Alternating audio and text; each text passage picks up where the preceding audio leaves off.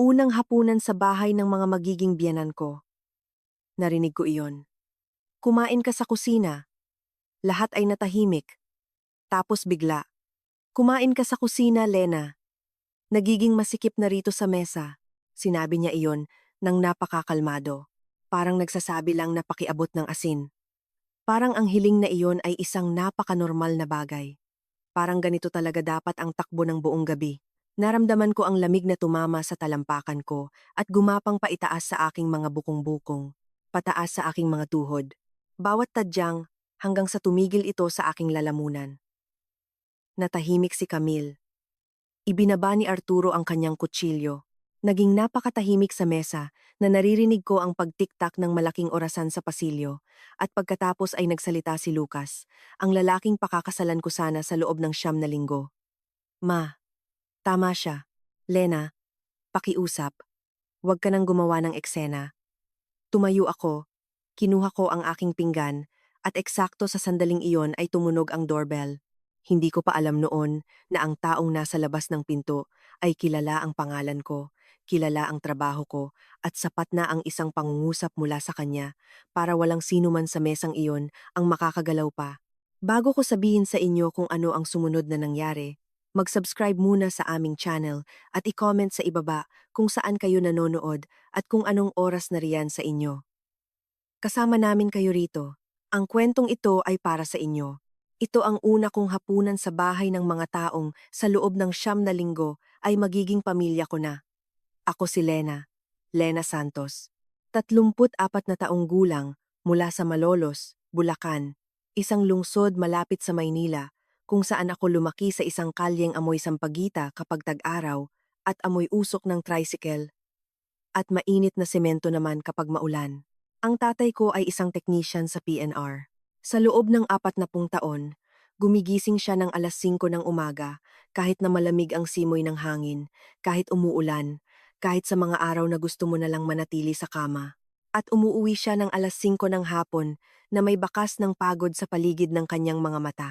Sa gabi, nanonood siya ng PBA at tinutulungan ako sa matematika sa aming mesa sa kusina, sa ibabaw ng parehong lumang mantel na may disenyong bulaklak kung saan ako kumakain ng almusal sa buong pagkabata ko at kung saan kausap ko ang nanay ko tungkol sa lahat ng bagay na tila pinakamahalaga sa mundo para sa akin noon. Ang nanay ko ay naging isang nurse sa loob ng 32 taon. 32 taon ng night shift, mga araw ng linggo na ginugol sa pagbabantay sa kama ng ibang tao. Mga araw ng Pasko na may iniwang sulat sa mesa na nagsasabing, "Uuwi ako bago mag-almusal." Hindi kami mayaman, pero sa bahay namin ay laging masaya, laging may pagkain, at laging alam namin hindi bilang isang nakasulat na patakaran, kundi bilang isang pang-araw-araw na tahimik na paniniwala na ang halaga ng isang tao ay nakabatay sa kung gaano kalaki ang ibinibigay niya sa kanyang trabaho at kung gaano kalaking puso ang ibinibigay niya sa iba. Hindi ko ito kinukuwento sa inyo para kaawaan ninyo ako. Hindi ko iyon hinahanap. Kinukuwento ko ito para malaman ninyo kung saan ako nagmula dahil noong gabing iyon ng Oktubre, iyon mismo ang magpapasiya sa lahat. Nagtapos ako ng parmasya sa UP Manila. Tinapos ko ang aking doktorado sa Clinical Pharmacology. 5 taon ng pananaliksik, daan-daang oras sa laboratorio. Isang trabahong parehong nangangailangan ng matinding pasensya at ganap na katumpakan dahil ang isang pagkakamali sa protocol ay maaaring magdulot ng kalusugan o buhay ng isang tao. Ngayon, pinapatakbo ko ang programa para sa ligtas na paggamit ng mga high-risk na gamot sa mga intensive care unit. Sa praktikal na kahulugan, nangangahulugan ito na sa loob ng maraming taon, ang trabaho ko ay hanapin ang mga pagkakamali bago pa man makarating ang mga pagkakamaling ito sa mga pasyente. Pagsusuri sa mga protocol ng dosis, pag-verify ng mga pamamaraan, pagsasanay para sa mga tauhan, mga night duty sa telepono, kapag tumatawag ang head doctor para magtanong tungkol sa interaksyon ng mga gamot sa isang emergency. Tahimik, hindi kaakit-akit, ngunit ganap na mahalagang trabaho. Isang uri ng trabaho na hindi mo gustong pag-usapan sa mga hapunan kasama ang mga biyenan dahil nangangailangan ito ng paliwanag. Ang pagpapaliwanag ay nangangailangan ng oras at sa isang masaganang mesa, ang oras ay laging kulang. Nakilala ko si Lucas 7 buwan bago ang hapunang iyon sa isang cardiology convention sa PICC sa Pasay. Nakatayo siya sa may buffet na may kape sa isang kamay at telepono sa kabila. Kausap niya ang isang tao na halatang nagpapainis sa kanya nang higit pa sa gusto niyang ipakita at sabay abot sa akin ng table napkin gamit ang kanyang bakanteng kamay. Ganoon lang nang walang salita. Parang ang pagpansin na may kailangan ako ay naging kusa sa kanya at hindi isang pabigat. Nagustuhan ko iyon, ang kakapusan sa mga kilos, ang nakatutok na pansin. Nang ibinaba na niya ang telepono at tumingin sa akin, siya ay matalino, kalmado, may taglay ng isang taong alam kung saan siya nakatayo. Sa unang ilang buwan, naging masaya ako, tulad ng pagiging masaya bago mo simulang mapansin ang mga detalyeng naroon na mula pa noong simula. Ayaw lang silang makita ng tao. Dahil kung makikita mo, kailangan mong baguhin ang kwentong binuo mo na sa isip mo. Isa sa mga detalyeng iyon ay kapag may nagtatanong tungkol sa trabaho ko. Palaging si Lucas ang sumasagot para sa akin, bago ko pa man maibuka ang bibig ko. Nagtatrabaho si Lena sa isang botika sa ospital. Maikli, walang konteksto, walang karagdagang impormasyon. Kahit isang pangungusap ng paliwanag ay wala.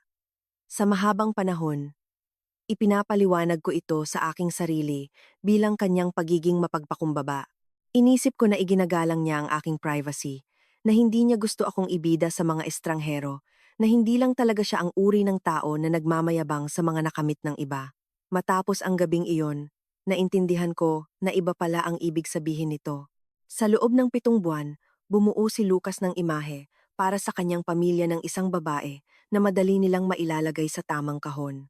Botikarya, taga-probinsya, may matatag na trabaho, hindi nakakabanta, sapat na iyon. Isang linggo bago ang hapunan, sinabi niya sa akin, medyo demanding ang mama ko, pero iyon ay dahil mahal na mahal niya ang pamilya namin. Tumango ako, tinanggap ko ito bilang isang babala na may mabuting layunin, parang isang taong nagsasabi sa iyo, mag-ingat, basa ang sahig, bago ka pumasok sa kwarto, at papasok ka pa rin dahil akala mo kaya mong mag-ingat. Makalipas ang ilang taon, naiisip ko kung dapat ba ay nagtanong ako noon, nagmamahal ba o kumokontrol. Ang isang salitang iyon ay maaaring nagpabago sa buong plano, o kahit paano ay nakapaghanda sa akin sa kung ano ang susunod na mangyayari pagkapasok ko sa pintuang iyon. Ang gabing iyon ng Oktubre sa Maynila ay amoy ulan at basang kalsada. Ang daan patungo sa New Manila ay dumaraan sa mga punong hinahampas ng pamilyar na malamig na hangin ng mga bare months.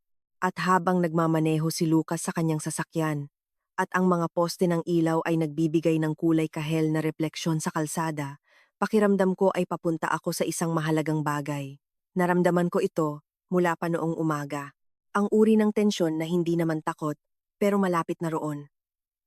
Sa bag ko, may bitbit akong isang bote ng magandang alak at isang espesyal na cassava cake na may makapuno na iniluto ng nanay ko noong nakaraang araw para mismo sa okasyong ito.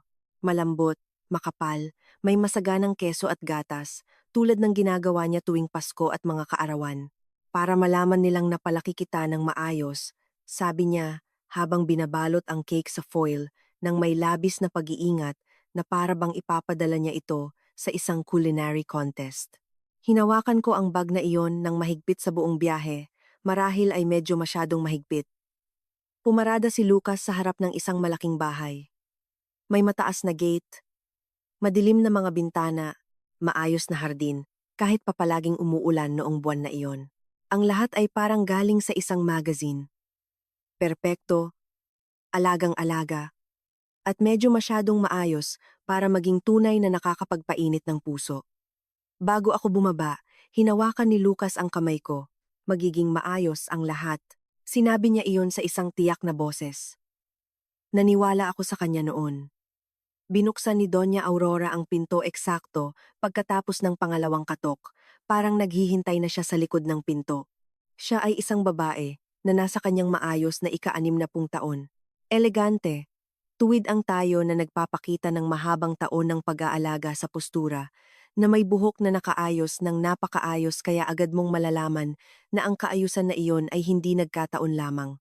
Ngumiti siya sa akin ng may paggalang na pag-aralan at pagkatapos ay gumalaw ang kanyang paningin mula itaas hanggang ibaba ng dahan-dahan at metikuloso, parang isang taong sinusuri ang isang produkto bago gumawa ng desisyon at pabalik sa itaas. Ah, ikaw pala si Lena. Hindi ang ikinagagalak kitang makilala. Hindi ang marami na akong narinig tungkol sa iyo. Kundi ikaw pala iyon, isang pangungusap na hindi nag-iimbita, kundi tumutukoy lang. Parang kinukumpirma niya ang isang bagay na alam na niya at hindi siya masyadong napabilib dito. Pumasok ako, inabot ang bag na may cassava cake. Niluto po ito ng nanay ko para mismo sa gabing ito. Kinuha ito ni Aurora, sandaling tiningnan ang balot at sinabi, "Oh, siya mismo ang nagluto? Napaka-ordinaryo naman." Ang salitang ordinaryo ay sinabi sa isang tono na biglang nagkaroon ng ibang kahulugan kaysa sa pagiging mainit at tradisyonal. Isang bagay na simple, masyadong simple para makapagpahanga. Parang ang paggugol ng nanay ko ng isang oras sa harap ng kalan ay katibayan ng limitadong kakayahan at hindi ng pagmamahal. Inilagay niya ang bag na may cassava cake sa isang maliit na mesa sa gilid. Hindi sa kusina, kundi sa mesang iyon, parang naglalagay ng isang bagay na babalikan niya siguro mamaya o baka hindi na. Si Arturo ay isang lalaking may kalmadong pakikipagkamay at kalmadong mga mata na nakakita na ng marami sa loob ng maraming taon at natutong mag-react ng katamtaman. Binati niya ako ng may paggalang, nagtanong tungkol sa biyahe namin, nag-alok ng inumin, at nagkomento na ang panahon ngayon ay pabago-bago. At doon na halos nagtapos ang aktibong partisipasyon niya sa gabing iyon. Siya ay isang taong natutong hindi humarang sa daan ng kanyang asawa sa paglipas ng mga taon. Nakita ko iyon sa unang minuto pa lang pagkapasok namin, sa kung paano siya bahagyang umatras nang magsimulang magsalita si Aurora, sa kung paano siya umupo sa upuan na tila kumukuha ng pinakakaunting espasyo hanggat maaari. Si Camille, ang 28 taong gulang na kapatid ni Lucas, ay bumaba mula sa hagdan matapos ang ilang sandali na may ganoong partikular na ekspresyon sa mukha na mayroon ang mga taong hinuhusgahan ka bago mo pa man maibuka ang iyong bibig at handa na sa kanilang husga. Ah, ito pala si Lena. Muli, hindi ginamit ang salitang ate, kundi Lena lang. Isang maliit na distansyang nagpapahiwatig ng isang tiyak na hirarkiya. Dinala ako ni Aurora sa sala. Malaki, maayos ang pagkakadisenyo, puno ng mga muebles na may kasaysayan at presyong hindi na kailangan ng tag. Isang antigong cabinet na gawa sa maitim na kahoy, isang Yamaha grand piano sa ilalim ng bintana na walang anumang alikabok o piyesa ng musika, nandoon lang higit sa lahat para tumayo at magsilbing palamuti. Isang oil painting sa dingding na ipininta sa estilong maaaring galing sa isang pribadong gallery o sa isang mamahaling bilihan, ngunit walang magtatanong dahil ang mismong katotohanan ng pagkakaroon nito ay sapat na mensahe na. Nabili namin yan sa Paris, sabi ni Aurora nang hindi lumilingon sa akin, pero malinaw na umaasa na maririnig at magre-react ako. May medical congress doon si Arturo, at nakita ko ang painting na ito sa isang maliit na gallery malapit sa ilog. Naisip ko agad na para sa amin ito. Tumango ako. Naisip ko ang nanay ko, na kilala lang ang Paris mula sa internet at sa mga kwento ng isang katrabahong nurse sa ospital na pumunta roon kasama ang kanyang asawa bago magretiro. Naisip ko na ito ay ganap na hindi mahalaga. Habang umiinom ng tsaa, tinanong ako ni Camille sa tono ng isang taong nagsasagot ng isang registration form. Nakatira pa rin ba sa Malolos ang mga magulang mo? Opo, retirado na ang tatay ko. At nurse naman ang nanay ko. Mahirap na trabaho. Hindi ko siguro kayang magpakakuba habang buhay sa ganyang trabaho. Tumigil ako ng isang segundo. Gusto kong sabihin na ang magpakakuba ay maling salita para sa trabahong iyon, na ang trabaho ng aking ina ay nangangailangan ng kaalaman, responsibilidad at kahandaan para sa lahat ng dala ng pagdurusa ng tao. At sa loob ng 32 taon, hindi nagpakakuba ang aking ina. Tumulong siya sa mga tao sa pinakamahirap na sandali ng kanilang buhay. Ngunit lumipat na si Camille sa susunod na tanong. At sa halip na magsalita si Lucas para ipagtanggol ang aking ina, nagmungkahi siya na lumipat na kami sa dining room dahil siguradong patapos na si Aurora sa paghahanda. Sa buong paglalakad na iyon sa sala, mas malapit na nakatayo si Lucas sa kanyang ina kaysa sa akin. Nang ipinapakita sa akin ni Aurora ang frame ng painting at may ipinapaliwanag tungkol sa teknik ng pintor. Tumango si Lucas at sinabi, "Ma, natatandaan mo ba nung binili mo ang painting na yan? 3 oras kang nakatayo sa harap ng gallery at nagdadalawang isip." Sinabi niya ito ng may init at tunay na pagmamahal. At ang pagmamahal na iyon ay nakadirekta sa kanyang ina, hindi sa akin. Parang nakatayo sa labas ng saradong bintana habang malakas ang ulan. Nakikita mo ang ulan, nararamdaman mo ang lamig sa salamin, ngunit nasa kabilang panig ka. Bumalik ang isip ko sa convention na iyon sa Pasay, sa buffet, sa pag-abot ng napkin na may kilos na nakumbinsi ako. Naisip ko kung gaano karami roon ang totoo, at gaano karami roon ang paraan lang ng pakikitungo na natutunan ni Lucas sa paglipas ng mga taon sa tabi ng isang inang inaasahan ang isang partikular na uri ng atensyon at na automatiko niyang inilalapat sa lahat. Hindi dahil iyon ang nararamdaman niya, kundi dahil iyon ang nakasanayan niya. Baka hinuhusgahan ko siya sa isip ko, baka ibang tao lang talaga siya rito kaysa kapag kasama ako. Baka pareho kaming ibang tao rito kaysa sa kapag kaming dalawa lang. At pagkatapos, nang walang pag-aalinlangan, habang nagbubuhos ng tubig sa baso, binanggit ni Aurora ang mga bisita sa gabi. Sina Dr. Ocampo, at ang asawa niya ay darating maya-maya. Si Dr. Antonio Ocampo ay isang tunay na namumukod-tanging tao, isa sa pinakamahalagang figura sa medical community ng Pilipinas. Isang lalaking may tunay na klase, may mga tagumpay, may pangalan. Sa kanyang boses ay may isang partikular na tono nang bigkasin niya ang pangalang ito, isang bagay sa pagitan ng paghanga at pangangailangan na mapalapit sa isang taong mahalaga. Naramdaman ko na may nagigising sa loob ko. Isang tahimik na senyales. Parang pagring ng telepono na naririnig sa likod ng saradong pinto sa isang malayong kwarto. Antonio Ocampo. Kilala ko ang pangalang iyon. Kilalang kilala ko sa loob ng 4 na taon. Pero wala akong sinabi. Ibinaba ko ang aking paningin sa aking baso ng tubig at humigop muli ng tahimik. Ilang sandali pa, nang ipinapakita sa akin ni Aurora ang isang palamuti sa pasilyo at nagpapaliwanag ng tungkol sa kasaysayan nito, bigla siyang tumigil sa kalagitnaan ng pangungusap. Parang may pumigil sa kanyang dila. Alam ko ang pakiramdam ng magmula sa wala at kailangang patunayan ang lahat sa sarili, sinabi niya ng mahina, halos sa sarili niya lang. Pagkatapos ay huminto siya, at agad na iniba ang usapan.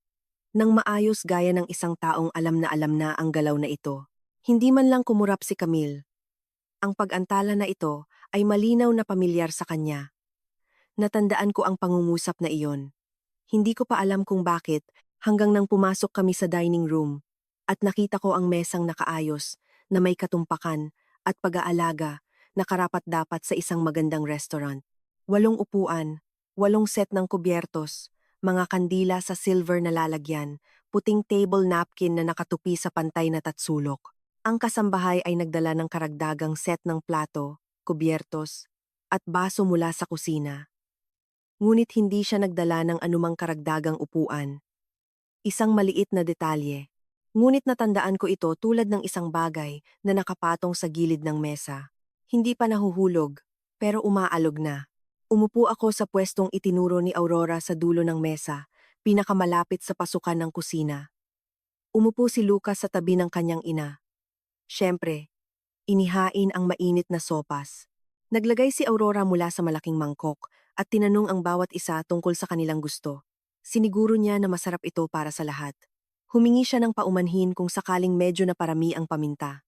Pagdating niya sa akin, naglagay siya ng walang imik at lumagpas na. Isang maliit na galaw, ngunit sa mesang iyon kung saan ang bawat galaw ay may sariling bigat at sariling kahulugan, may halaga rin ito. Pinag-usapan nila ang tungkol sa traffic sa EDSA, ang bagong linya ng subway, ang presyo ng mga lupa sa BGC, at kung magagawa ba talaga ang mga bagong tulay doon. Pakiramdam ko ay isa akong taong nag-aaral pa lang ng wika. Naiintindihan ko ang bawat salita, ngunit hindi ko alam kung bakit iyon mismong mga salitang iyon ang binibigkas, kung ano ang hinahanap nila, kung anong tungkulin ang ginagampanan nila sa partikular na koreografiyang ito ng pamilya. Pagkatapos ay tumingin sa akin si Aurora, na may ngiting dapat sana ay magalang at totoo, ngunit sa ibabaw lamang, hanggang sa unang layer lamang, kung saan may nakatagong iba. Siguro masyadong tahimik sa Malolos. Wala masyadong ambisyon ang mga tao doon. Sinabi niya ito nang may paghinto bago ang salitang ambisyon. Parang naghahanap siya ng mas magalang na salita, ngunit walang nahanap. Pero siguro masarap iyon. Ang ganoong katahimikan. Bawat lugar ay may kanya-kanyang takbo. Kalmado akong sumagot.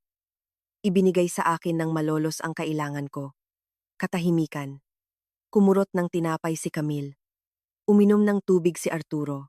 Sa ikalawang kurso ay dumating ang ikalawang banat. Sa pagkakataong ito ay mas direkta. Sabi ni Lucas sa botika ka raw nagtatrabaho. Nagsalita si Camille sa tono ng isang taong nag-oorganisa ng impormasyon. Sa ospital, mahinahon kong itinama. Pinapatakbo ko ang programa para sa ligtas na paggamit ng mga high-risk na gamot. Sa mga intensive care unit, sinusuri ko ang mga protocol ng pagdodosis, nagsasanay ng mga tauhan.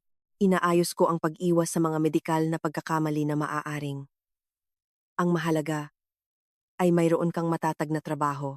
Sumingit sa usapan si Aurora ng banayad, walang agresyon, parang isang taong tinatapos na ang paksa dahil hindi sapat ang interes para ituloy ito. Sa panahon ngayon, hindi iyon basta-basta. Si Lucas, at natandaan ko ito nang may katumpakan na nagulat maging ako, ay itinaas ang kanyang baso at iminungkahi kay Arturo na ikwento ang kanyang huling paglalakbay sa Vienna. Iniba niya ang usapan bago ko pa matapos ang aking pangungusap, at hindi ito nagkataon lang. Sa loob ng 7 buwan, tiniyak ni Lucas na makikita ako ng kanyang pamilya ng eksakto tulad ng gusto nila. Botikarya, taga-probinsya, matatag na trabaho, wala nang iba. Walang anumang bagay na mag-aangat sa akin sa ibang posisyon sa kanilang hierarkiya dahil ang ibang posisyon ay nangangahulugan ng ibang inaasahan, ibang mga tanong, ibang pag-uusap na malinaw na gustong iwasan ni Lucas. Sa pagpapalit ng mga plato, tinanong ako ni Camille kung saan ako nakatira sa Maynila. Sinabi ko sa kanya, tumango siya nang may hitsura ng isang taong nakarinig ng isang lugar na hindi naman kailanman naging interesado sa kanya. Sabi ni Lucas, wala ka raw sariling bahay. Nangungupahan ka lang. Kinumpirma ko. Aha, ang isang salitang iyon. Aha, nakagawa ng kaparehong epekto ng isang buong pangungusap. Magaling si Camille sa larangang ito. Sa pagpapalitan na ito, iniba ni Lucas ang paksa sa mga presyo ng lupa sa labas ng Maynila na sadyang naging kawili-wili para kay Arturo. At sa loob ng ilang minuto, ang lahat sa mesa ay nag-usap tungkol sa konstruksyon. Nagpasalamat ako para sa sandaling iyon.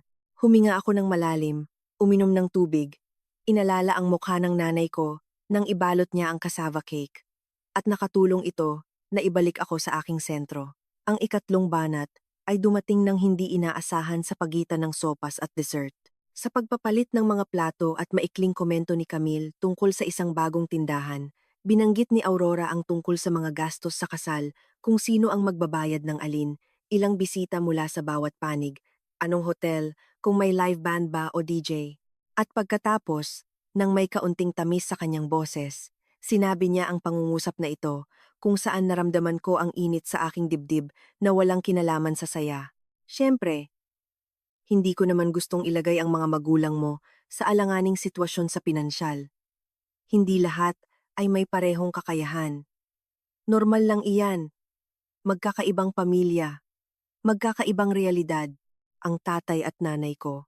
Mga taong nagtrabaho ng marangal sa loob ng 40 taon at ibinigay sa akin ang lahat ng kaya nila. At higit pa roon, kapalit ng sarili nilang bakasyon, sariling mga plano, sariling maliliit na kasiyahan na ipinagpaliban nila at ibinahagi muna sa akin.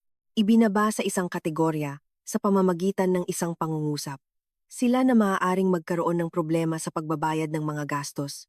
Sila na limitado ang kakayahan. Naramdaman ko ang pag-igting ng isang bagay sa loob ko hanggang sa hangganan ng aking makakaya, tulad ng mga kwerdas sa isang instrumento na sobrang higpit na tinutono.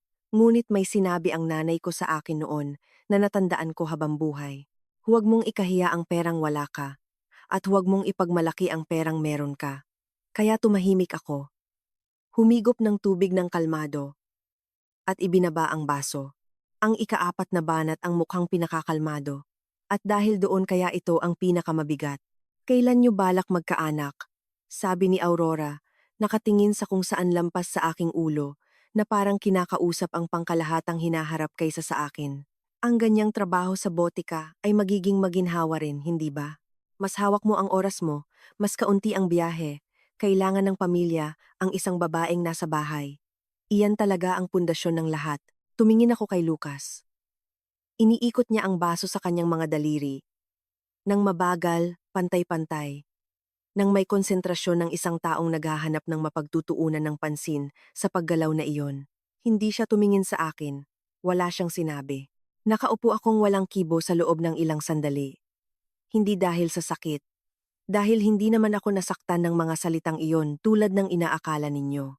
Nasaktan ako dahil tahimik si Lucas sa harap ng mga ito. Dahil sa bawat isa sa mga banat na ito, nakaupo lang siya ng tahimik at walang sinasabi. At ang katahimikang iyon ay hindi na naging isang kapalpakan para sa akin, kundi isang pagpili. Isang mulat na pagpili upang hindi makialam, upang hayaang magsalita ang kanyang ina, upang hindi maging komplikado ang lahat. Naisip ko kung ilang beses ko nang ginawa iyon. Ipinapaliwanag ang kanyang pananahimik bilang pagiging kalmado, bilang pagiging maturo, bilang kawalan ng pangangailangan na magbigay pansin sa bawat pag-uusap. Ngayon, iba na ang kahulugan ng mga parehong kilos na iyon. Sa mesang ito, sa dining room na ito, ang pananahimik ni Lucas ay hindi kapayapaan. Ito ay pagsang-ayon. At pagkatapos, baka maliit na bagay lang ito, baka hindi ito napansin ng iba. Kumuha ako ng dinner roll mula sa basket sa gitna at inusog ni Aurora ang basket papunta kay Camille bago pa man ito mahawakan ng aking kamay. Ganoon lang, nang walang salita, nang hindi tumitingin sa direksyon ko, parang isang taong automatikong nag-uusog ng plorera sa mesa, nang walang kamalayan dahil naisip niya lang gawin. Kumuha si Camille ng tinapay at binawi ko ang kamay ko. Dahan-dahang kumurap ang mga kandila dahil sa hangin mula sa bintana. Ang orasan sa pasilyo ay tuloy-tuloy ang pagtiktak at walang pagmamadali. At sa sandaling iyon ay nag-vibrate ang telepono ni Aurora sa tabi ng plato. Sumulyap siya sa screen, nag-type ng ilang salita. Itinaas ang kanyang paningin na may ekspresyon ng isang taong nakatanggap ng kumpirmasyon ng isang bagay na inaasahan niya ng buong pananabik. Nag-text si Antonio, darating na sila sa loob ng 10 minuto. Pinagmasdan niya ang mesa, dahan-dahan, at metikulosong binilang ang mga upuan, binilang ang mga tao. Tumigil ng mas matagal ang kanyang paningin sa akin kaysa sa dapat. Pagkatapos ay lumipat ang kanyang tingin sa direksyon ng pintuan papuntang kusina. Ang sinabi niya pagkatapos, sinabi niya ng kalmado, walang galit, walang ironya, walang malinaw na kalupitan na magbibigay sa akin ng matibay na dahilan para lumaban o magalit. Ang sumaksak ng napakabagal at napakatiyak upang hindi agad malaman ng biktima na dumudugo na siya. Lena, pagdating ng mga Ocampo, magiging napakasikip na rito. Kumain ka sa kusina ngayon. Sige, may magandang mesa roon sa tabi ng bintana. Mas magiging tahimik doon para sa iyo at may pag-uusapan kami ni Antonio na ilang bagay. Sa loob ng isang iglap ay naisip kong mali ang narinig ko. Ano po? Wala naman akong sinabing masama. Ang boses niya ay kasing kinis ng seda at kasing tigas ng bato. Mahigpit, imposibleng mapunit. Ang propesor at ang kanyang asawa ay aming mga panauhin. Ikaw ay halos pamilya na namin, at ang pamilya ay laging makakapaghintay. Iyan ang kahulugan ng pagiging pamilya. Ibinuka ni Camille ang kanyang bibig. Ma, baka pwede tayong magdagdag ng upuan? Para hindi tayo magsikip. Sumagot si Aurora. Kalmado, pinal, parang isang taong nagsasabi ng huling salita at hindi naghihintay ng sagot. Ibinaba ni Arturo ang kanyang kutsilyo noon. Dahan-dahan, maingat, kahanay ng plato, at hindi na ito itinaas sa mahabang panahon. Walang nag-react doon, pero natandaan ko ito dahil iyon ang tanging sandali sa buong gabing iyon, kung saan may gumawa sa mesang iyon ng anumang bagay na hindi nila nakasanayan o nakabisadong reaksyon. Tumingin ako kay Lucas. Ibinigay ko sa kanya ang sandaling iyon. Talagang naniwala ako, hanggang sa huling segundo ng sandaling iyon, na gagamitin niya ito, na may sandali, kung saan ang taong nagmamalasakit sa iyo ay sadyang maninindigan sa tabi mo. Sapat na ang isang pangungusap. Literal na isang pangungusap, 4 na salita. Dito uupo si Lena. 4 na salita at mag-iiba ang lahat. Wala na akong ibang kailangan. Tumikhim si Lucas, sumulyap sa kanyang ina at sinabi, "Ma, tama siya. Lena, pakiusap. Kalahating oras lang ito. Huwag ka nang gumawa ng eksena sa harap ng mga bisita. Huwag gumawa ng eksena sa harap ng mga bisita." Parang ang reaksyon ko sa kahihiyan ang problema, hindi ang mismong kahihiyan. Parang ang pagdama ko ng sakit ay isang maling pag-uugali. Ang lamig na kanina pa gumagapang sa aking mga bukong-bukong ay tumama ngayon pataas sa bilis na hindi ko inaasahan. Sa aking mga tadyang, sa aking dibdib, sa aking lalamunan, bumigat ang aking mga kamay. Ang tunog ng mga kubyertos sa mesa ay tila lumayo na parang may nagtakip dito ng bulak. Lumunok ako at ang lalamunan ko ay tuyo na parang papel. Tumingin ako sa aking kaliwang kamay. Sa engagement ring na isinuot sa akin ni Lucas 4 na buwan na ang nakakaraan sa isang tulay sa BGC nang pumatak ang ulan sa gitna ng tag-init at pareho kaming tumawa sa aming basang buhok at sa katotohanang pinili niyang mag-propose sa isang araw na may napakasamang taya ng panahon. Ang gabing iyon ay biglang tila napakalayo na, parang isang bagay na nangyari sa ibang tao, sa isang tao na hindi pa alam ang alam ko na ngayon. Hindi na parang pangako ang singsing. Mukha na itong kontrata kung saan hindi ko nabasa ang maliliit na letra.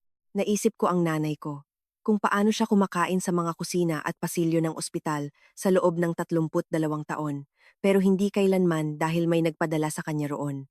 Naisip ko ang tatay ko, na sa loob ng 40 taon ay gumigising ng alas 5 at umuuwing pagod, at sa kabila ng pagod na iyon ay laging naglalaan ng oras para itanong kung kumusta ang araw ko.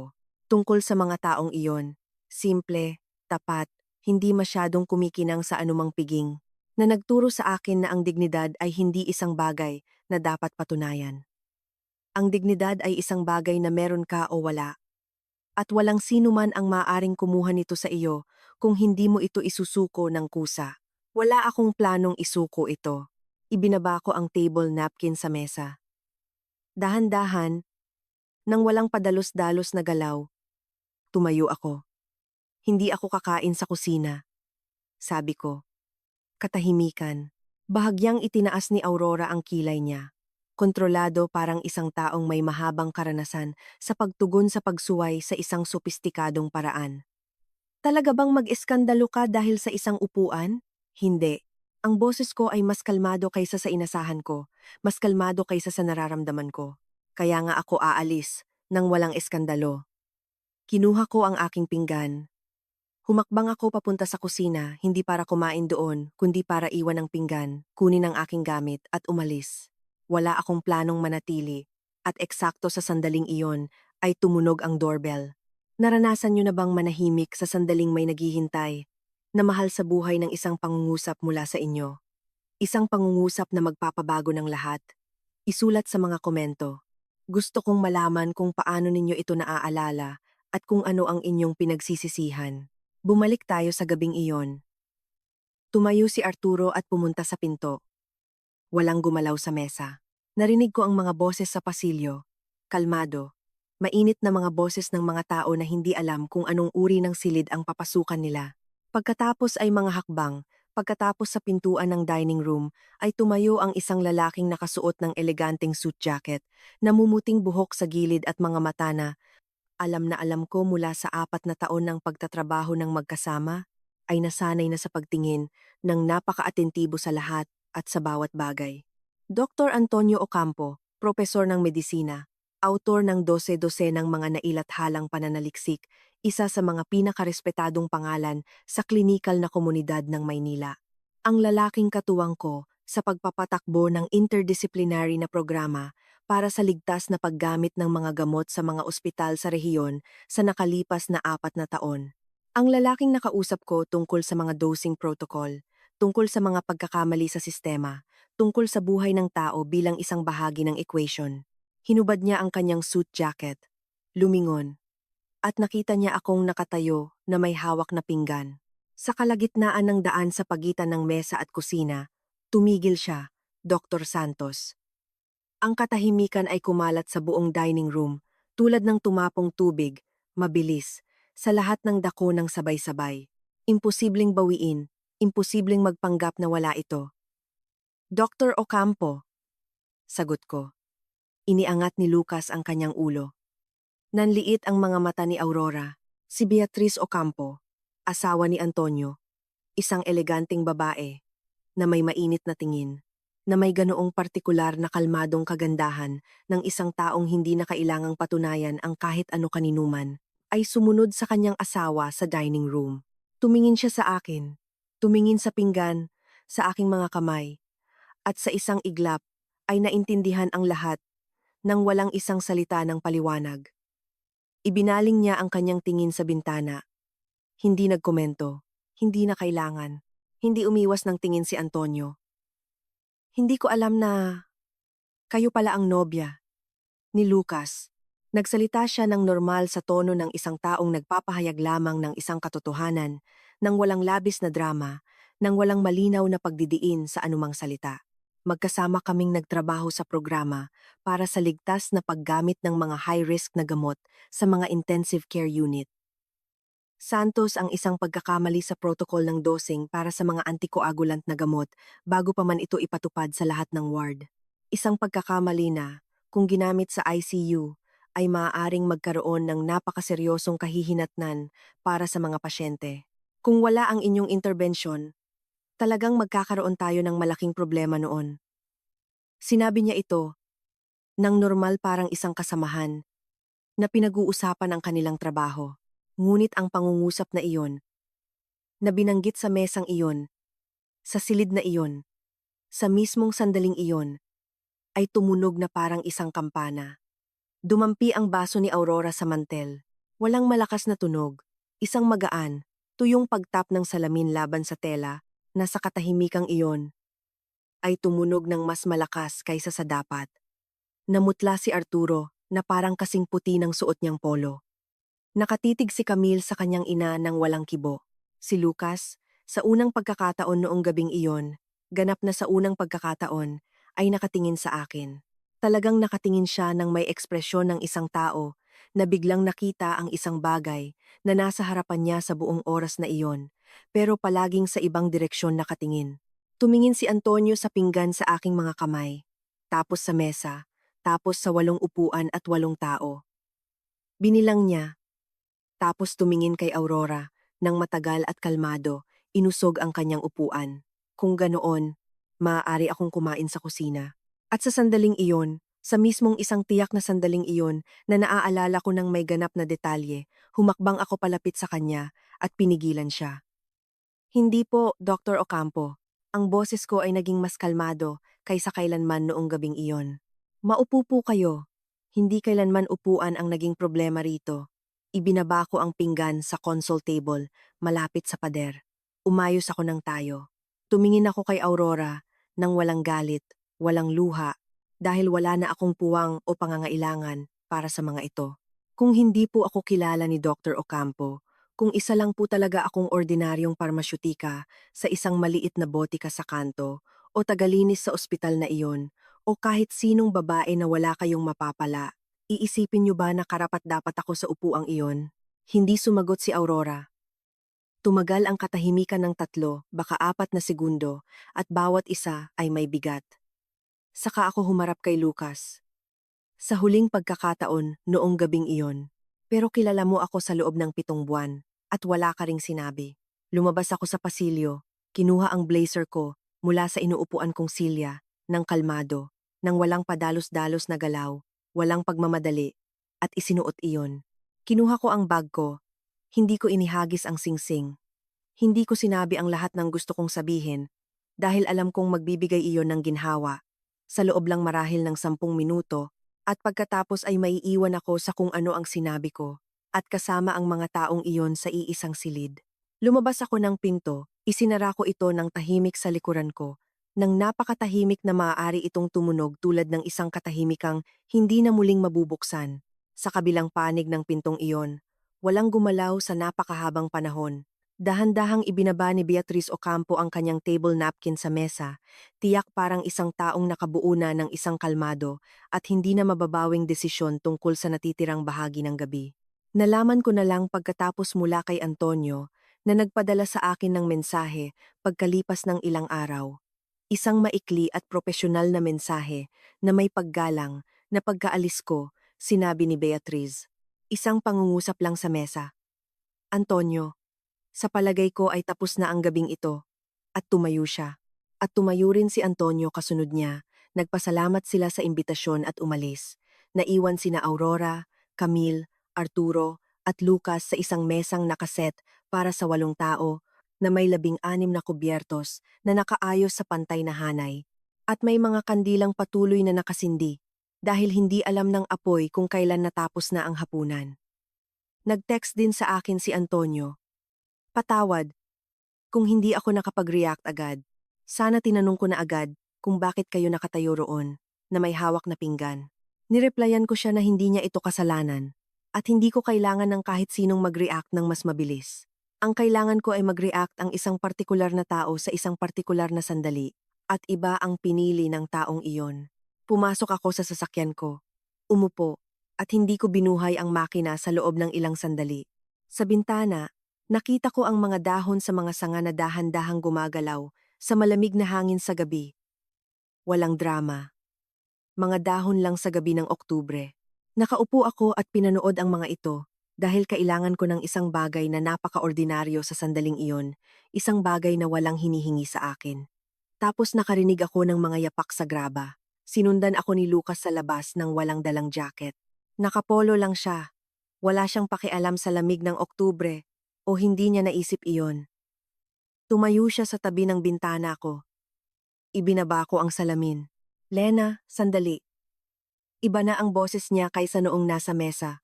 Mas malambot, mas mabilis, hindi gaanong kumpiyansa. Sana sinabi ko na sa iyo ng mas maaga tungkol sa propesor. Pasensya na, hindi talaga ako nakahanap ng tamang tiempo. Ganoon lang talaga ang nangyari. Alam mo naman kung paano sa mga ganitong hapunan, di ba? Ang daming nangyayari ng sabay-sabay. Nakinig ako. Alam mo kung paano si Mama. Kailangan niya lang makilala muna ng mabuti ang mga tao.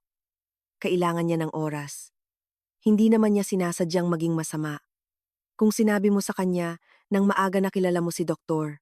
Ocampo, na may programa ka, na napakahalaga nito, siguradong iba ang naging trato niya sa iyo. Hindi talaga siya masamang tao. Ang totoo niyan, anong sinabi mo sa mesa? Napatigil si Lucas. Narinig mo ba ang sinabi ng mama mo? At ang sinabi mo, Ma, tama siya. Nagsalita ako ng kalmado, nang hindi nagtataas ng boses dahil wala akong mapapala sa pagsigaw. Ito ay may ibig sabihin kahit walang sigaw. Hindi ako naghahanap ng propesor para igawa ako ng pwesto sa mesa. Hinahanap kita. Isang pangungusap mula sa iyo. Isa lang. May nag-iba sa kanyang mukha. Anong ginagawa mo? Nagbago ang boses niya. Mas matalim, mas mataas. Parang isang taong bumibigay sa ilalim ng pressure. Alam mo ba kung anong naging itsura nito sa harap ng propesor? Parang ang mama ko ay isang malupit na mata pobre. Eh hindi ba? Umiwas siya ng tingin. Hindi lang alam ni mama kung sino ka. Ang pangungusap na iyon ay nanatili sa hangin sa pagitan namin na parang isang bagay na hindi na mababawi at naroon sa loob niyan.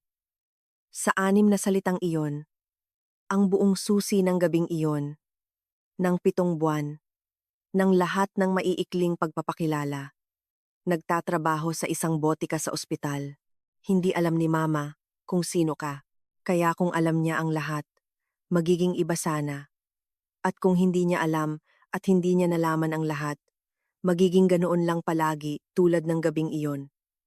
Paano? Kung hamak na botikarya lang talaga ako, sabi ko ng kalmado, ng maingat. Parang tinitimbang ko ang bawat salita bago sabihin. Kung naglilinis lang ako sa ospital na iyon, kung wala akong doktorado, programa, o anumang titulo, kung isa lang akong ordinaryong babae mula sa probinsya na nagtatrabaho ng marangal at nagmamahal sa anak mo, naghihintay ako. Kung tama ba talaga ang ina mo, Nakatayo si Lucas sa harap ko sa malamig na gabi ng Oktubre, nang walang jacket at walang imik. Pinagmasdan ko siya ng mabuti sa sandaling iyon, ng katahimikan. At naunawaan ko na hindi ito ang katahimikan ng isang taong naghahanap ng sasabihin. Ito ay katahimikan ng isang tao na ayaw sagutin ang tanong, dahil ang sagot ay hindi maganda para sa kanya. At sa katahimikang iyon naroon ang buong katotohanan tungkol sa amin. Huwag mong baliktarin ang sitwasyon, sinabi niya matapos ang mahabang sandali. At sa sandaling iyon ay naging malinaw, tapat, at kasing linaw ng hangin pagkatapos ng isang malakas na bagyo ang lahat. Hindi nagsisisi si Lucas na napahiya ako. Nagsisisi siya na may mahalagang taong nakakita rito bilang saksi. Iyon ay isang napakalaking pagkakaiba. Sumakay ako pabalik sa sasakyan. Ang mga sumunod na araw ay tahimik sa paraang makakaya mo at maaari mo pang maingat na pahalagahan. Bumalik ako sa trabaho, sa mga ulat, protocol, checklist, mga pulong kasama ang mga head doctor, mga email bago ang papalapit na audit. Ang trabaho ko ay hindi naghihintay para sa drama ng iba. At doon ay naging lalo akong nagpasalamat noong mga araw na iyon. Nag-focus ako, ginawa ko kung ano ang magaling kong gawin. At ang katiyakang iyon na may kaya akong gawin ay naging mas mahalaga kaysa sa karaniwan. Ang unang mensahe ni Lucas ay dumating kinaumagahan. Patawad dahil sa mama ko. Binasa ko ang ilang salitang ito ng maraming beses. Maingat. Tulad ng pagbabasa sa isang bagay kung saan ka naghahanap ng nakatagong kahulugan. Patawad dahil sa mama ko. Hindi. Patawad sa ginawa ko. Hindi. Patawad dahil nanahimik ako noong hindi ako dapat nanahimik. Hindi. Patawad dahil sinabi kong tama siya.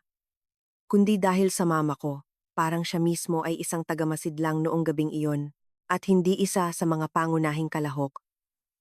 Tumawag ako sa lugar kung saan kami nagpa-reserve.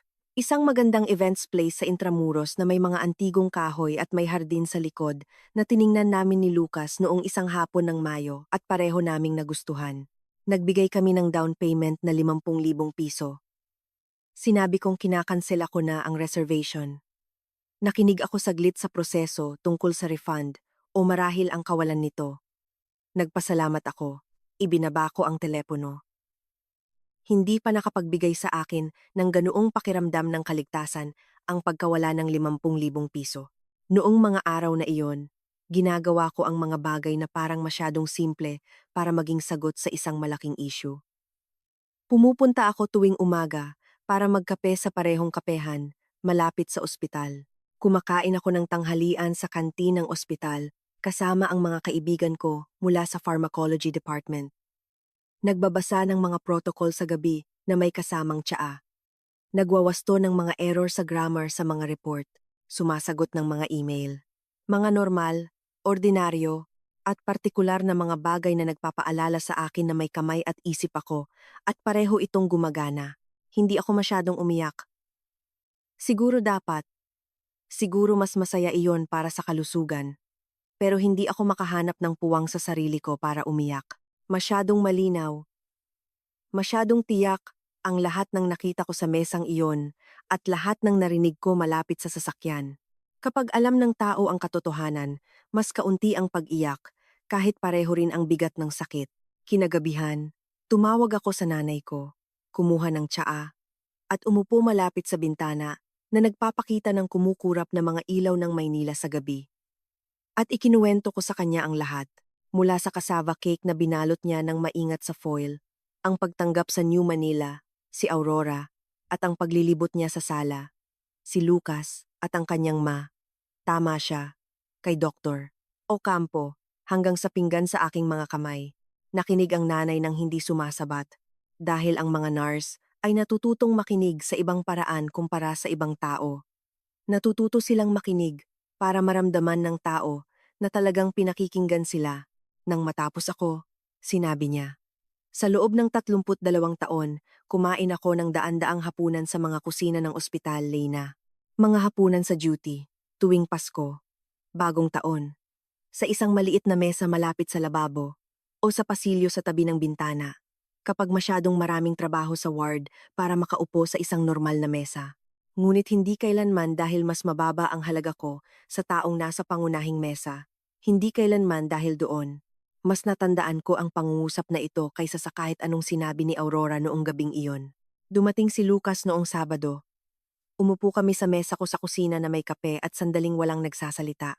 Pagkatapos ay nagsimula siyang magsalita ng mas kalmado kaysa noong huling beses, na may higit na pagsisikap, naghahanap ng mga salita na talagang babagay. Laking panghihinayang ko, Lena. Hindi ko talaga dapat sinabi iyon. Alam ko. Tumahimik siya. Pero ngayon alam na ni Mama kung sino ka. Alam na talaga niya. Kinausap ko siya. Handa siyang magbago. Mag-iiba na ang lahat. Ngayon alam na ni Mama kung sino ka. Tumingin ako sa kanya at inisip ko ang pangungusap na iyon, ang nakatago sa ilalim nito. Na ngayon, dahil nakita ni Aurora ang propesor at ang titulo at ang programa, ngayon mag-iiba na. Ngayon bibigyan na ako ng pwesto. Ngayon karapat-dapat na ako sa isang upuan. Dahan-dahan kong hinubad ang singsing. Ipinatong ko ito sa mesa sa pagitan namin. Hindi sa kamay niya, kundi sa mesa. Para pareho naming makita. May naiwan pang init mula sa daliri ko roon. Natahimik kami. Pareho naming tinitingnan ang maliit at walang kibo na singsing sa pagitan ng dalawang lumalamig na tasa ng kape. Pagkatapos ay sinabi ko, ayoko sa pamilyang kailangan muna basahin ang resume ko bago ako bigyan ng upuan sa mesa. Hindi sumagot si Lucas. Tumayo siya, kinuha ang singsing, at umalis. Naiwan akong mag-isa. Nagbuhos pa ako ng kape. Sa pagkakataong ito, walang pagmamadali. Sa labas ng bintana, nagsimulang umulan ng pino, ulan na maaaring tumagal ng ilang oras at hindi kagaanong mababasa, pero naroon. Sa unang pagkakataon matapos ang maraming linggo, ang katahimikan sa apartment ay gumaan. Sa unang 3 linggo ay nanahimik si Aurora. Pagkatapos ay dumating ang isang mensahe. Gusto kong linawin ang hindi pagkakaunawaan. Binasa ko. Hindi ako sumagot. Ilang araw pagkatapos, gusto kong humingi ng tawad. Binasa ko. Naghintay ako, hindi para magparusa, kundi dahil ang paghingi ng tawad sa pamamagitan ng isang mensahe ay hindi sapat para sa nangyari. Noong Miyerkules ng gabi, tumawag siya at humingi ng pagkikita sa isang neutral na lugar nang wala si Lucas. Pumayag ako.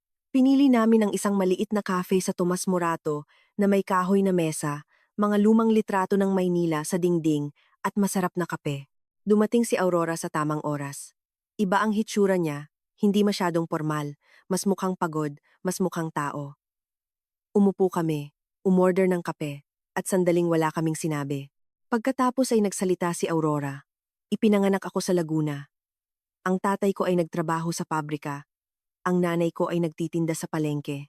Nang pakasalan ko si Arturo at napunta ako sa ibang kapaligiran, sa mga doktor, siyentipiko, mga taong may pangalan at mga nagawa. Sa napakahabang panahon, pakiramdam ko ay kailangan kong may patunayan na ako ay sapat na mabuti, na nababagay ako sa mundong iyon. Uminom siya ng kape. Sandaling tumingin siya sa bintana sa maulan na kalye at sa isang punto, tumigil ang takot ko na baka isipin ng iba na mas mababa ako dahil ako mismo ang nagsimulang magpasya kung sino ang mas mababa sa akin. Tumingin ako sa kanya. Naalala ko ang naputol na pangungusap sa tabi ng painting sa pasilyo. Alam ko ang pakiramdam ng magmula sa wala at kailangang patunayan ang lahat sa sarili. At biglang ang pirasong ito ay bumagay sa tamang lugar. Tulad ng huling piraso ng puzzle na nagbibigay kahulugan sa lahat. Si Aurora ay hindi lang simpleng masamang tao. Siya ay isang babae na ginawang sandata ang sarili niyang takot. At ginamit ito ng mahusay sa paglipas ng panahon, kaya nakalimutan na niya na ito ay takot at hindi lakas. Gusto kong humingi ng tawad, sinabi niya. Hindi dahil alam ko na ngayon kung sino ka sa propesyon mo. Humihingi ako ng tawad dahil naging malupit ako. Anuman ang iyong ginagawa o kung saan ka nagmula. Tumingin ako sa kanya ng ilang sandali. Gusto kong suriin kung ang karunungan na ito, na ang paghingi ng tawad ay dapat nahiwalay sa katayuan, ay bago sa kanya o nahanap lang ulit. Baka si Arturo ang nagsabi sa kanya niyan. Baka si Antonio ang nag-iwan ng marka sa kanya. Noong gabing iyon, nang tumayo siya at sumunod sa kanyang asawa palabas. Hindi ko alam, pero narinig kong hindi siya nagsisinungaling. At sapat na iyon. Salamat po sa pagsabi nito sa akin. Sandali kaming tumingin sa bintana, sa kalsada, sa mga taong naglalakad na may mga payong, sa mga sasakyang lumiliko sa kanto, sa isa pang kafe sa kabilang kalsada, kung saan may mga tao ring nakaupo na may dalang kape at may kani-kanilang mahihirap na usapan. Nakaupo kami ng ilang sandali kasama ang kape at ang ulan sa labas ng bintana. May pag-asa pa ba para kay Lucas? Tanong niya ng mahina. Tumingin ako sa kanya ng ilang sandali. Ang pagpapatawad ay hindi isang tiket pabalik. Bilang isang katotohanan, mapapatawad ko ang gabing iyon at patatawarin ko ito, hindi para kay Aurora, kundi dahil hindi ko gustong dalhin ang dining room na iyon sa aking sarili sa habang buhay. Pero ang magpatawad ay hindi nangangahulugang babalik ako. Hindi sa isang lalaking, sa pagkakataong dapat sana niyang sabihin na dito uupo si Lena, ay nagsabing, "Ma, tama siya." Tumango si Aurora at hindi na umalma. Si Arturo, na sa paglipas ng maraming taon ay kalmado at tila wala lang, noong gabing iyon matapos ang hapunan ay nagsalita ng diretso sa kanyang asawa at sa unang pagkakataon, matapos ang napakatagal, sinabi kung ano ang naiisip niya. Hindi ko alam kung anong mga salita ang ginamit niya. Ang alam ko lang, sa mga sumunod na linggo, nag-iba na ang pakikipag-usap ni Aurora. Maliliit na pagbabago, pero napapansin ng mga nakatingin ng mabuti. Tumawag sa akin si Camille, 10 araw matapos ang pagkikita sa cafe. Sinabi niya, dapat sana ay nagsalita ako nung nakita kong may mali. Nakita ko at nanahimik ako. Kasalanan ko rin iyon. Hindi kay Mama, hindi kay Lucas, kundi sa akin. Hindi ko hiningi ang pag-amin na iyon mula sa kanya. Pero mas mahalaga iyon kaysa sa maraming bagay na sinabi noong gabing iyon. Dahil ang pinakamahirap na anyo ng pananagutan ay ang aminin na naging saksi ka sa isang masamang bagay at wala kang ginawa at ang pananahimik mo ay hindi isang kawalan ng desisyon, kundi isang ibang uri ng desisyon. Nag-usap pa kami ng ilang sandali nang may pag-iingat tulad ng dalawang tao na nagkakilala dahil sa isang taong wala na roon. Hindi ko sinabing, "Huwag kang mag-alala, walang anuman," dahil mayroon. Pero sinabi ko, "Salamat sa pagtawag mo." At totoo iyon. Bawat isa sa kanila ay kailangang panagutan ang kanilang pananahimik, bawat isa sa kanilang sariling paraan. Nawala kay Aurora ang pinakamahalaga sa kanya, ang imahe ng isang perpektong pamilya sa mata ng isang tao na nagsisilbing simbolo ng nais niyang maging. Nawalan si Lucas ng babae hindi dahil masyadong malakas ang kanyang ina, kundi dahil masyado siyang mahina para tumayo sa pagitan ko at ng kanyang ina. Walang na-bankrupt, walang napunta sa kalsada. Patuloy lang ang buhay tulad ng lagi, ngunit ang bawat isa sa kanila ay bumabalik sa gabing iyon, at bawat isa ay may nakikitang ibang bagay doon. Ang Disyembre ay dumating sa Maynila nang mabilis, gaya ng bawat taon, mas malamig na umaga, unang mga simoy ng hangin. Gusto ko ang Maynilang ito, hindi ang mainit, maingay, at babad sa araw, kundi ang malamig at kalmado sa mga bare months na ito na walang kailangang patunayan kanino man. Isang Martes ng umaga, bumili ako ng kape sa Ayala Avenue at naglakad ako na tahimik pa ng oras na iyon. Ilang mga tao na nakasuot ng jacket, isang nagbibisikleta, isang aso na humihila sa may-ari nito, isang nurse na nakauniforme na may bitbit na bag, gaya ng nanay ko sa loob ng 32 taon. Isang driver ng jeep na nagmamaneho ng may routine ng isang taong inulit ang gawaing iyon ng libu-libong beses pero hindi nawawala ang focus. Isang street sweeper na nagwawalis ng dahan-dahan ngunit pantay. Isang delivery boy na nagbababa ng mga mainit na pandesal sa likod ng pintuan ng restaurant bago pa ito magbukas para sa mga bisita. Naisip ko, bawat isa sa mga taong ito ay may halaga. Bawat isa sa kanila ay may kwento, may dignidad ng mga magulang na ibinigay sa kanila ang lahat ng kaya nila, at maaaring nagbantay din minsan ng panggabi sa kama ng ibang tao, o gumising ng alas 5 at umuwing pagod, at kung saan walang sino man ang nag-frame ng kanilang pangalan para isabit sa dingding ng sala. At bawat isa sa kanila ay karapat-dapat ng walang kondisyon, ng walang pagpapatunay, walang titulo, at walang kilalang tao para sa isang upuan sa mesa. Ang kaisipang ito ay hindi bago. Alam ko na ito, noon pa man, mula kay nanay, kay tatay, mula sa mga hapunang iyon sa mantel na may disenyong bulaklak sa malolos, nang pinag-uusapan ang mga taong nakilala nila sa trabaho. At palaging pinag-uusapan sila ng may paggalang kahit na sino pa sila. Ngunit noong gabing iyon sa New Manila, ang kaisipang ito ay naging akin sa isang bagong paraan. Hindi bilang isang paniniwalang hiniram sa iba, kundi bilang isang bagay na nasubukan ko sa sarili ko at hindi ko nawala. Ang respeto na nakadepende sa posisyon ng ibang tao ay hindi respeto. Ito ay kalkulasyon. Ang karakter ng isang tao ay nakikilala hindi sa kung paano niya tinatrato ang taong maaaring makatulong sa kanya. Nakikilala ito sa kung paano niya tinatrato ang taong sa tingin niya ay wala siyang kailangan. Hindi alam ni Aurora kung sino ako sa propesyon ko. At dahil doon ay ipinakita niya sa akin kung sino siya bilang isang tao. Alam ni Lucas. At ipinakita rin niya. Lagi ko itong naiisip hindi nang may panghihinayang. Dahil ang panghihinayang ay masamang kasama sa kape sa umaga. Naiisip ko ito nang may pasasalamat para sa kalinawan. Para sa katotohanang may nalaman akong mahalaga bago ako pumirma sa isang bagay na hindi na mababawi.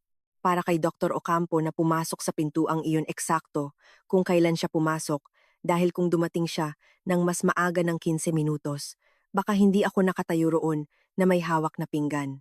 Baka iba ang naging katapusan ng gabing iyon. Baka ipinagpaliban ko ang ilang desisyon. Sa baka, sa tingnan natin. At ang tingnan natin ay ang pinakamasamang sagot sa lahat ng bagay na mahalaga. Noong gabing iyon, walang naging pwesto para sa akin sa kanilang mesa. Dahil doon, naunawaan ko na hindi ko na gusto ng pwesto sa kanilang pamilya. Titigil muna ako rito saglit, hindi para manghusga. Ang bawat isa sa atin ay minsan naging si Camille, na nakakita ngunit nanahimik. Ang bawat isa sa atin ay minsan naging si Arturo, na nagbaba ng kanyang kutsilyo pero walang sinabi. Baka ang ilan sa inyo ay naging si Lucas din, at alam ang pakiramdam ng pumili sa sandaling mas madaling hindi na lang kumibo. Ang kwentong ito ay hindi tungkol sa mga masasamang tao, ito ay tungkol sa mga maling desisyon at na ang nag-iisang tao na ang pwesto sa mesa, ang dapat mong panagutan ay ang taong tunay na mahalaga sa iyo. Kung naantig ka sa kwentong ito, i-click ang like at i-share ito sa isang taong kailangang makarinig nito. Mag-subscribe sa aming channel para hindi mo palampasin ang anumang susunod na kwento. Regular kaming nag-a-upload, palaging may kwento na may kabuluhan. At sa mga komento, sabihin sa akin, naging nasa sitwasyon ka na ba kung saan kinailangan munang malaman ng isang tao kung sino ka bago kanila simulang igalang?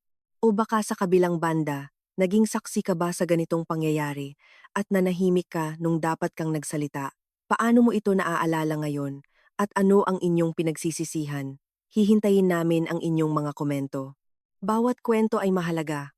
Kasama namin kayo rito.